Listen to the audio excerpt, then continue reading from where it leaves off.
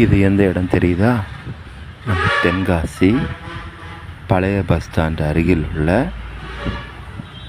சீவலம்பேரி குளம் போகிற வழி. எப்படி இருக்குது பாருங்கள். தென்காசி தொகுதி எனக்கு வேண்டும் எனக்கு வேண்டும் என போட்டியிட விரும்பும் வேட்பாளர்கள் பார்வைக்கு பாருங்கள். இதுதான் தென்காசி அவலநிலை. இது எந்த வேட்பாளராவது ஒரு நாளாவது பார்த்து சீர் செய்தது உண்டா?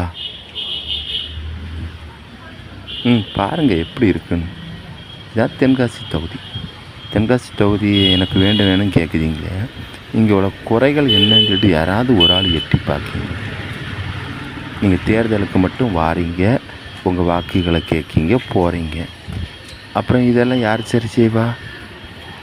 பார்த்துக்குங்க. மக்களின் நோய்க்கு காரணமான இடம்.